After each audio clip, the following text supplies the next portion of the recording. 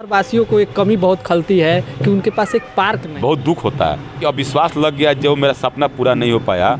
मैंने 2017 के जब फर्स्ट बैठक हुआ, आपको प्रोसीडिंग दिखा दूंगा, तो मैंने बच्चों के लिए छोटा छोटा मतलब झूला टाइप की व्यवस्था मैंने कराने का बोर्ड में निर्णय भी कूड़ा से बिजली की व्यवस्था किया जाए। जो उसका रॉ मटेरियल होता है, जो मिट्टी होता है, मिट्टी को भी बेचा जाए। 10,000 ठेला वाला, रेडी वाला, पटेला जो रोड पर अपना जीवन यापन करती है, 10,000 परिवार जुटा हुआ है। लेकिन ये नगर पालिका का फर्ज बनता है कि वेंडिंग जोन बना कर उन लोगों को सही व्यवस्था दे। एक भी प्लास्टिक, एक भी गंदा पानी नदी में नहीं जाने दूंगा, ये मेरा वादा है। कि मुख्य 3 नाला है, अगर इस तीनों नाला को बढ़िया से कंप्लीट कर लिया जाता तो शहर में कहीं भी और गांव में भी कहीं पानी नहीं लगता।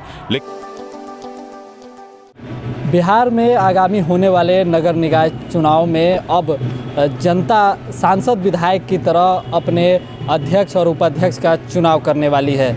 बिहार सरकार ने एक अध्यादेश लाकर ये बड़ा फैसला किया है। आपको बता दें कि मई और जून के महीने में पूरे बिहार में जो नगर निकाय है, नगर परिषद है और नगर पंचायत है, इनमें चुनाव होने वाले हैं मेयर, अध्यक्ष, उपाध्यक्ष के।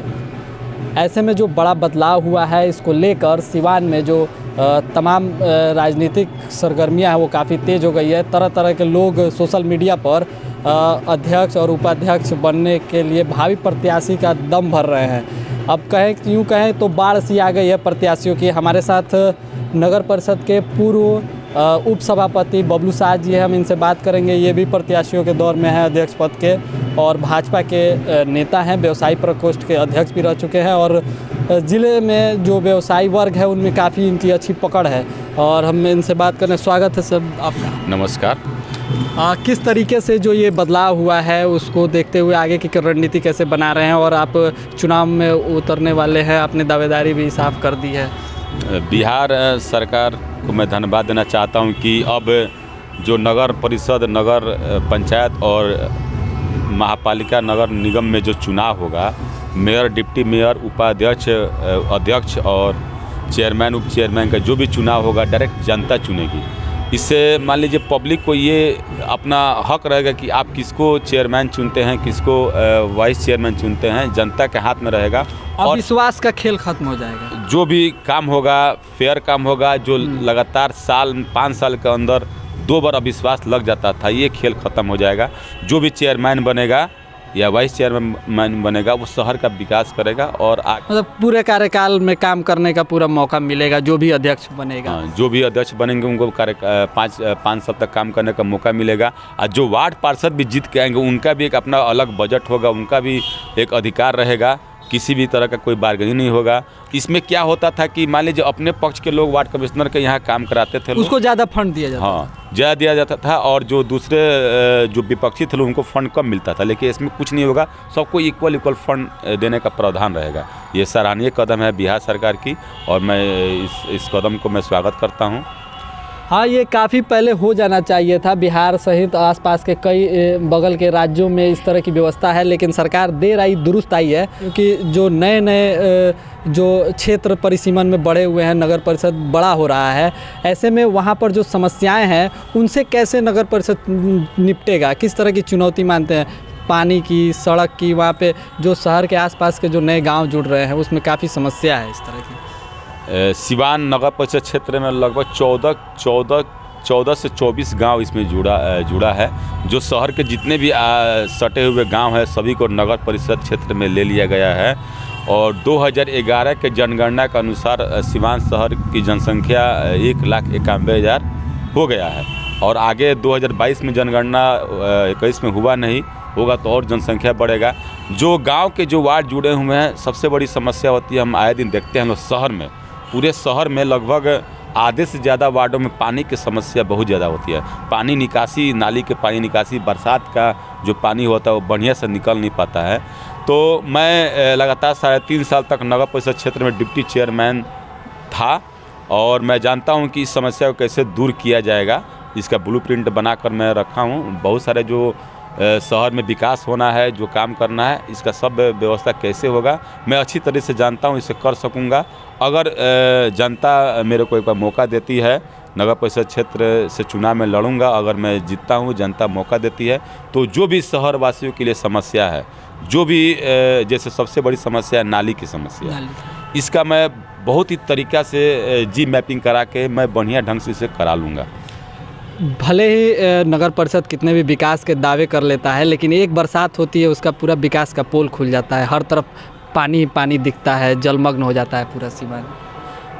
देखिए, पानी जब लगातार बरसता है तो बॉम्बे जैसा महापालिका जो है वहाँ पे भी पूरा रोड पर पानी लग जाता है। लेकिन सर घंटे 2 घंटे में पानी निकल भी जाता है वहाँ का, इस तरह का नालों का जाल बनाया गया है। क्या सिवान में ऐसा हो पाएगा? सिवान जो शहरी क्षेत्र है, जो शहर के बीचों बीच जो वार्ड है, जैसे 20 हुआ, 19 हुआ, 21 हुआ, 22 हुआ, 23 हुआ, 24 हुआ, इस सब वार्डों का पानी निकल जाता है। लेकिन जो गाँव का वार्ड है जो शहर से बाहर, महादेवा 18 ले लीजिए आप, आपका 18 हुआ, वार्ड नंबर 34 हुआ, वार्ड नंबर 17 हुआ, इस सब का पानी नहीं निकलता है। 6-6 महीने लोग नाव चलाते हैं। नहीं निकलने का कारण ये है कि जो मुख्य नाला अभी तक 3 शहर में मुख्य नाला है, एक लाल कोठी से लेकर दहा नदी तक, एक BL दास पुलिया से लेकर मोती स्कूल होते हुए दहा नदी तक, एक मेन नाला है DAV कॉलेज की तरफ से जो दहा नदी तक घुसा है। ये शहर की मुख्य 3 नाला है। अगर इस तीनों नाला को बढ़िया से कंप्लीट कर लिया जाता तो शहर में कहीं भी और गांव में भी कहीं पानी नहीं लगता। लेकिन हम लोग 7 निश्चय के माध्यम से तीनों नाला का काम निकाले हुए हैं लोग, काम उसमें हो रहा है। मार्च तक ले सारा काम हो जाएगा।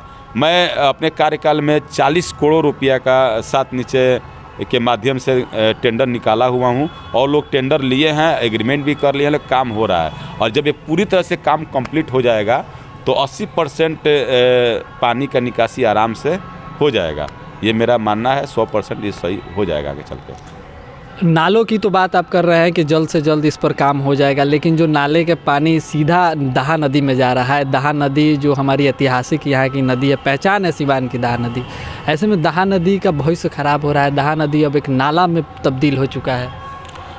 ये तो बहुत ही मतलब दुखद घटना है, दुखद स्थिति है दहा नदी की।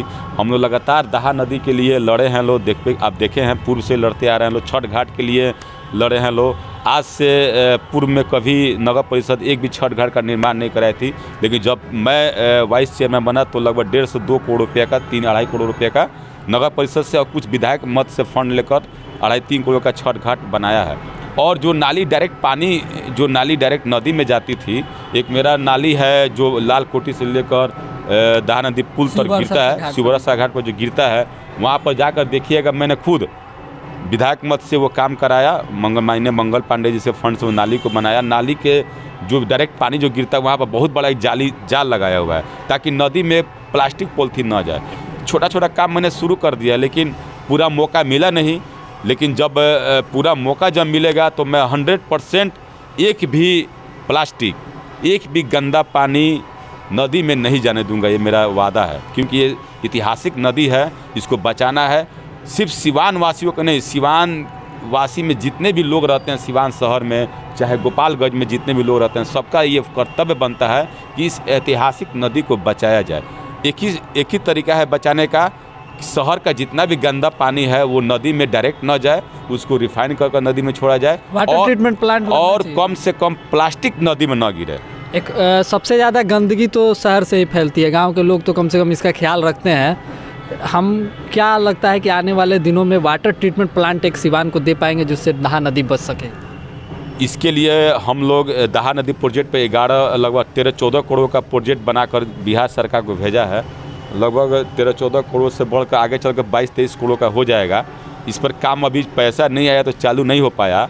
और ये इसमें 4-5 जगह वाटर ट्रीटमेंट का प्लान हम लोग बना कर रखे हैं लोग। अगर ये प्रोजेक्ट दहा नदी पे बन जाता है, शहरी क्षेत्र का दहा नदी को पूरी तरह से उसको उड़ाई कराना है और जगह जगह पर जितना भी नाली डायरेक्ट नदी में जो गिरती है वहाँ पर वाटर ट्रीटमेंट प्लान बैठा कर नदी में छान कर पानी भेजना है। ये सारा प्रोजेक्ट पर काम हो चुका है।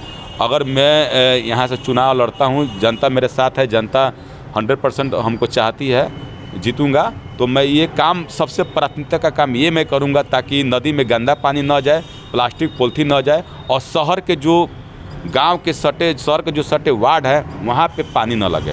ये मेरा पहला काम रहेगा। व्यवस्था होनी चाहिए ना कूड़ा निरस्तीकरण की। कई जगह कई शहरों में ऐसी व्यवस्था बनाई गई कि कूड़े से अलग करके उनको कुछ कूड़े से उनको फिर से रिसाइकल करके प्लास्टिक बना दिया जाता है, कुछ बायोगैस बनाया जाता है, बायो खाद बनाया जाता है, बिजली उत्पन्न की जाती है। इस तरह की क्यों नहीं व्यवस्था, इस तरह का विज़न नगर परिषद के पास क्यों नहीं है कि कब तक हम कचरा फेंकते रहेंगे यहाँ वहाँ? ऐसा विजन हम लोगों ने जो अपने कार्यकाल के बोर्ड में पास कराया था कि कूड़ा से बिजली की व्यवस्था किया जाए, जो उसका रॉ मटेरियल होता है, जो मिट्टी होता है, मिट्टी को भी बेचा जाए, जो प्लास्टिक होता है खाद बनाया जाए, प्लास्टिक जो होता है, प्लास्टिक को उसको गलाकर रिसाइकलिंग किया जाए। ये सारा व्यवस्था लगभग 3.5 करोड़ 4 करोड़ का प्रोजेक्ट नगर परिषद ने पैसा रखा हुआ है, अभी भी शायद होगा। हम लोग प्रोजेक्ट पर काम किए थे, लेकिन कहीं ज़मीन नहीं मिल पाया हम लोग को, ज़मीन जो है जो बाउंड्री नहीं कर पाए लोग। और सारा मतलब जिम्मेदारी माध्यम आया कि एनजीओ को आप अपना दे दीजिए। एनजीओ को हमने टेंडर कर दिया। अब उसका काम है कि भाई अपना व्यवस्था कर कूड़ा को निस्तारण करिए, रिसाइकलिंग करिए, लेकिन एनजीओ अपना सही तरीक़े से काम नहीं कर रहा है, जो निंदनीय है। तो उसको रद्द क्यों नहीं किया जा रहा है उसका अनुभव? एक एनजीओ को रद्द कर दिया गया है और दूसरा बचा है। तो अभी हम लोग तो बहुत युवा साहब से बोले कि भाई कूड़ा का निस्तारण बढ़िया से कीजिए।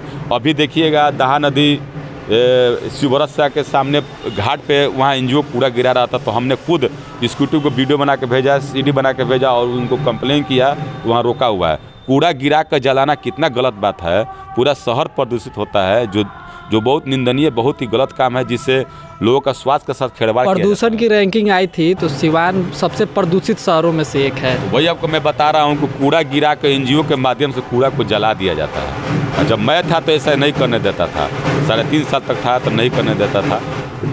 एक आखिरी सवाल आपसे, पानी की तो बात हो गई, कचरे की बात हो गई, लेकिन शहरवासियों को एक कमी बहुत खलती है कि उनके पास एक पार्क नहीं है। आज तक एक पार्क नहीं दे पाया नगर परिषद उनको। क्या लगता है कि आप आएंगे तो पार्क की व्यवस्था हो पाएगी? हम लोग युवा हैं लोग, बहुत अफसोस होता है जब शुरू से VMH में एक्सरसाइज करना, दौड़ना, ये सब एक्सरसाइज शुरू से किए हैं लोग। जब भी जाते हैं VMH में कभी कोई एक्सरसाइज करना तो लोग बोलता है कि बबलू जी आप एक व्यवस्था नहीं करा पाएँ, बहुत दुख होता है। मैंने 2017 के जब फर्स्ट बैठक हुआ, आपको प्रोसीडिंग दिखा दूंगा, तो मैंने VMH पार्क को 400 मीटर का ट्रैक बनाने का उसका मैंने बोर्ड से पास करा दिया, सारे बार दौड़ने के लिए बच्चों के लिए। और जो उस साइड जो जगह है VMH की तरफ, वहाँ पे बच्चों के लिए छोटा छोटा मतलब झूला टाइप की व्यवस्था मैंने कराने का बोर्ड में निर्णय भी ले लिया है। और गांधी मैदान का जो कोना देखिएगा, जो उससे जो पेड़ लगा है सौंदर्यीकरण कर, वहाँ पे भी मैंने बच्चों के लिए पार्क बनाने के लिए बोर्ड में सब लिखवा दिया है। लेकिन वही बोल रहे हैं कि अब विश्वास लग गया, जो मेरा सपना पूरा नहीं हो पाया। जनता हमको प्यार करती है, ज़रूर हमको पसंद करती है और हमको ज़रूर जिताएगी। ये सारा सपना जो आप सोचे हैं, जो हम सोचे हैं, जो जनता सोच कर रखी है, जो आम सिवान का शहर जो सोच रहा है, हमको पता है, शहर में घूमते रहते हैं, ये ज़रूर सपना मैं पूरा करूँगा और ज़रूर 100% करके दिखाऊंगा। एक का मैं और करूंगा, आए दिन आप देखेंगे कि जितना रेडी वाला, ठेला वाला, पटरी वाला है जो रोड पर बेचता है, उनको हमेशा पुलिस मार कर भगाती रहती है। 10,000 ठेला वाला, रेडी वाला, पटरी जो रोड पर अपना जीवन यापन करती है, 10,000 परिवार जुटा हुआ है। लेकिन ये नगर पालिका का फर्ज बनता है कि वेंडिंग जोन बना कर उन लोगों को सही व्यवस्था दे। उससे क्या होगा, शहर में जाम नहीं होगा। अगर उन लोग अपना व्यवस्था करके बेचते हैं तो नगर पालिका को भी इनकम होगा। मैंने 2 जगह वेंडिंग जोन बनाया, एक देखिए DAV, एक गोपालगंज मोड़ के पास बनवाया हूँ और एक SDO गेट के पास जो है वहाँ बनवाया हूँ। लेकिन किसी कारणवश वहाँ से हटा दिया गया, प्रशासन हमेशा हटाती रहती है। तो ये भी मेरा लक्ष्य है कि ज़्यादा से ज़्यादा वेंडिंग जोन बना के जो भी फुटपाती है, रेडी ठेला वाला है, उनको मैं जगह दूँ, उनको मान सम्मान दूँ, ताकि वो मान सम्मान के साथ बेचे और उनके माध्यम से नगर परिषद को फ़ायदा होगा। पैसा आएगा तो और विकास कार्य में लगाया जाएगा। जनता से यही निवेदन करता हूं कि आप अच्छे लोग को चुनिए, जो भी अच्छा हो उसको चुनिए, ताकि वो अपना विकास न करे, शहर का विकास करे। तो ये विकास की बात हो गई, अब राजनीति की बात करते हैं। इसमें भी देखा जा रहा है कि कई पार्टी के लोग तरह तरह के दावेदारी कर रहे हैं कि हम फलाने पार्टी के समर्थित कैंडिडेट है। अभी तक पार्टियों ने साफ नहीं किया है कि वो इसमें पार्टी बेसिस पे चुनाव होगा या समर्थन दिया जाएगा। इसको किस तरीके से देखते हैं कि क्या आपको भाजपा का समर्थन मिलेगा इस पूरे चुनाव में? सिवान की जनता जानती है कि बबलू साहब प्योर भाजपा से जुड़ा है, आज से नहीं बहुत सालों से जुड़ा है। बहुत लोग भाजपा में नए नए जुड़े हैं लोग, और भाजपा पूरी तरह से मेरे साथ है। लेकिन ऐसा कोई पार्टी से कोई ऐसा नहीं है कि पार्टी बेसिस पर चुनाव होगा, ऐसा कोई डायरेक्शन कहीं हम लोग को मिला नहीं है। हाँ, कोई नोटिफिकेशन आया नहीं है।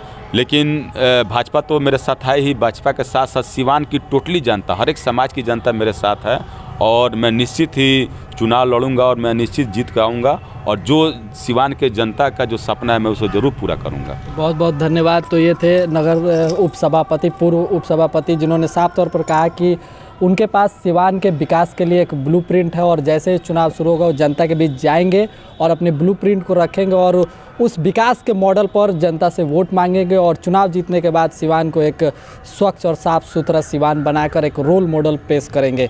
थायराइड, शुगर और मोटापे से हैं परेशान तो मेट्रो हॉस्पिटल सिवान है एक बेहतर समाधान। डॉक्टर MS अहमद अंतर्राष्ट्रीय कुशलताओं के साथ दे रहे हैं सेवाएं। संपर्क करें centre point, Chakiya Bindusar road, Siwan.